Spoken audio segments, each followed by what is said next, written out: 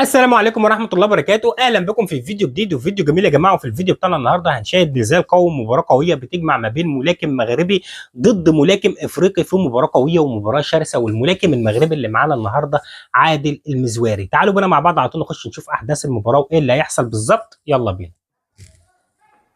ادي الفيديو بتاعنا يا جماعه، زي ما احنا شايفين ادي البطل المغربي وادي البطل يا جماعه الافريقي.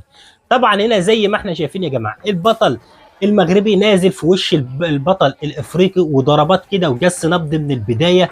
والبطل المغربي يا جماعه بيحسسني طبعا بمحمد المزواري ضربات قويه وضربات عنيفه. هنشوف يا ترى هيبقى زي محمد المزواري ويوقع الواد الافريقي ده. ادي ضرب زي ما احنا شايفين الافريقي بيلف حوالين نفسه، ادي البطل يا جماعه المغربي قصه من تحت كده، اداله واحده زي ما احنا شايفين. وادي ضرب تاني، ادي ضرب تالت. طبعا ضربات اللو كيك والهاي كيك بسم الله ما شاء الله عليه. وادي ضرب تالت ورابع وخامس وسادس وسابع وثامن وتاسع. هيمسك وشه هيكسره له يا جدعان، هيكسره له. وادي ضرب ثالث مباراه من البدايه مشتعله. الافريقي هنا بيرد بمجموعه من الضربات واللكمات. هنا طبعا البطل المغربي قوه تحمل، العبره بالخواتيم. المباراه نزال قوي. هنا طبعا الجوله الاولى خلصت ولا ايه يا جدعان؟ الجوله الاولى خلصت ولا ايه؟ ولا في حاجه؟ الحكم هنا وقف المباراه ليه؟ الحكم هنا بيحذر من حاجه، وقف المباراه خلاهم يخشوا تاني. خلي بالك، نخش تاني احداث المباراه واحداث النزال. هنا الافريقي بيهاجم الافريقي لسه. طبعا هنشوف ادي ضربات من البطل المغربي وضربات هاي كيك ولو كيك. طبعا قوه البطل المغربي واضحه يا جماعه في رجليه، بضربات الهاي كيك واللو كيك. شوف ضرباته مؤثره بالرجل اكتر من الايد. عشان كده دايما بقول لكم في ملاكمين متميزين بالايد وملاكمين متميزين بالرجل وملاكمين بيبقوا متميزين بالايد والرجل يا جماعه. انما الملاكم اللي قدام مننا ده عادل المزواري متميز بضربات الرجل، بيحسسني طبعا بمحمد المزواري وضربات رجله القويه يا جماعه. نخش نشوف الرواند الثاني. نشوف ادي ضربه طبعا بالقبضه الايد. يا ترى البطل ده اللي معانا ده هيقع بضربه ايد ولا بضربه رجل؟ لو وقع بضربه رجل يبقى البطل المغربي قوته في رجليه، لو وقع بضربه ايد يبقى بصراحه كده قوته طبعا في ايديه ورجليه، لانه بيلعب بالرجل كويس والايد كويس. نخلي بالنا لسه. طبعا البطل المغربي فرض حصار على البطل الافريقي ابتدى يحس بالخطوره، ابتدى يحس ان هو تعبان قدام البطل المغربي. بيحاول اللي هو يلوش، وادي قصه من تحت كده زي ما احنا شايفين كده. الحكم بينبهه بيقول له بلاش ماسك الرجل. نخش نشوف هنا الافريقي بيتضايق، بيخش يضرب ضربات طبعا عنيفه وضربات صعبه. هنا البطل المغربي طبعا واقف قدام منه، ادي ضربه طبعا بالركبه. خلي بالك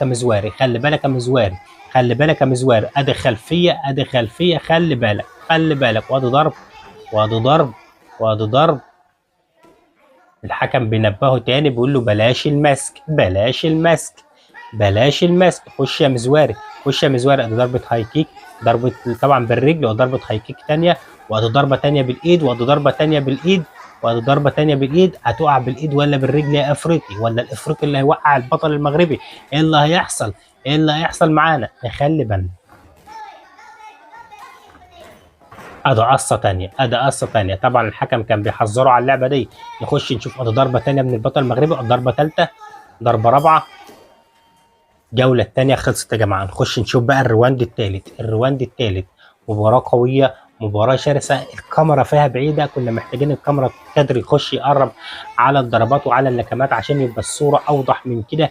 انما ما علينا، كل حاجه باينه وكل حاجه واضحه تحت السيطره زي ما احنا شايفين. ابتدى الملاكم المغربي هنا بقى طبعا. خلي بالنا لسه الملاكم الافريقي لسه بقوته، لسه ما وقعش بالضربه. ادي واحده هاي كيك. حبيب قلبي ده يا جماعه محمد المزواري الثاني. خلاص مش قادر، نهى المباراه الحكم زي ما انا قلت لكم وزي ما انا توقعت. قلت لكم الملاكم ده واضح عليه، مع ان انا اول مره اشوف المباراه دي يا جماعه. انا قلت لكم الملاكم ده شكل قوته او ضربته في رجليه واضح من البدايه. كتر ضرباته بالرجل وكتر استخدامه بضربات الهاي كيك واللو كيك بيعرفك ان الملاكم ده بيلعب بالرجل كويس، وممكن يبقى الملاكم الخصم اللي قدام منه عرضه لضربه قاضيه بالهاي كيك او اللو كيك. الهاي كيك طبعا اللي هي ضربه الرجل في الرقبه او في الوش، واللو كيك اللي هو ضربه الرجل في العصب الوركي، اللي طبعا يا جماعه بتسبب شلل في الحركه وتخلي الملاكم غير قادر على ان هو يقف على رجليه خالص. طبعا دي ضربه اللو كيك. الهاي كيك في الوش زي ما احنا شفنا كده، اللي خدها الملاكم الافريقي طبعا خدها في صدره ولا خدها في وشه، خدها فين، المهم اللي هو خدها وفقد الوعي تماما. وهنا طبعا انتهت المباراه بفوز البطل المغربي عادل المزواري. يا جماعه عادل المزواري بصراحه ملاكم بارع، بيحسسني بنفس سيستم او نفس الستايل بتاع محمد المزواري. انما محمد المزواري مميز جدا في ضرباته بالايد وبالرجل، يعني ممكن تاخد ضربه منه بالايد وممكن تاخد ضربه منه بالرجل، الاثنين شغالين والاثنين اقوى من بعض. وطبعا ده بيتميز طبعا عن ملاكمين كتيره جدا. يا جماعه في ملاكمين كتير اعتمادهم على قبضات ايديهم، وفي ملاكمين اعتمادهم طبعا يا جماعه على ضربات الرجل، طبعا زي محمد المزواري، زي بدر هاري، زي طبعا يا جماعه ممكن جمال بن صادق. دول يعني بيعتمدوا على الايد والرجل، الاثنين بيلعبوا كويس، يعني ممكن يضرب ضربه قاضيه بالرجل وممكن يضرب ضربه قاضيه بالايد، فالاثنين شغالين.